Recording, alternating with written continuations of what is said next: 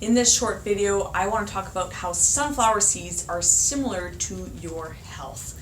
So I've got some sunflower seeds that I'll be planting in my garden. Now, to plant these sunflower seeds and have them grow, I want to put them in, it says it on the package, I want to choose a nice sunny location, plant them where they will face the east, how to plant them, 1 foot apart.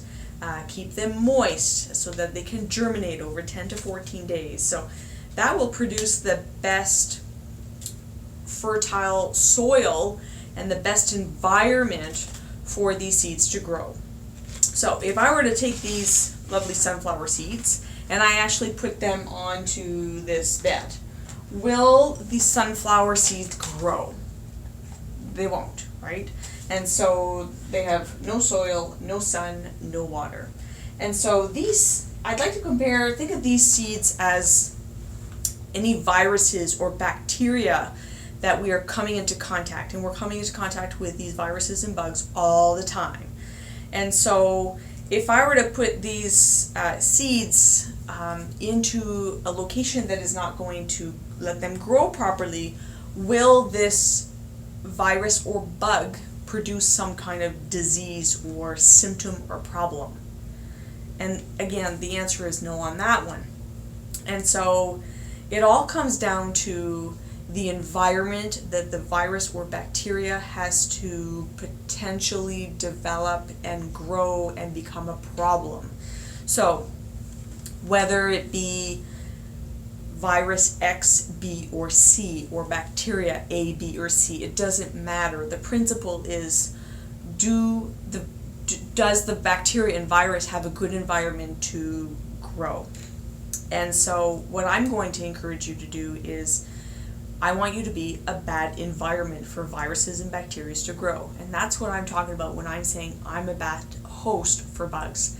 It's all about the host. So if we had 5 people in this room that were not sick, and I invited one person into the room who is sick, will all the 5 people get sick? They won't. And why won't they all get sick? That's right. It's because of the environment. It's because of what we call the host. And so some will get sick, some will not. And so those that will get sick, that's because the virus has been able to replicate and permeate into that host and then produce some kind of disease or problem. And so I want you to be a bad host for bugs. Ask yourself, what are things that I can do to boost my immune system? Because it comes down to being a bad host. Therefore, I want a good immune system so that these little critters don't wreak havoc on my health. And so there are things that you can do. Things such as eating healthy, getting proper rest, drinking proper water and enough water. You want to manage stress. You want to address any pains, because pain will also decrease your immune system. So all those things will affect your immune system. And so start thinking about, what are you going to do to be a bad host for these little bugs? Hope you thought this was helpful. If yes, leave a comment below if you have any questions, and then you can share it with someone who also should be a bad host for bugs.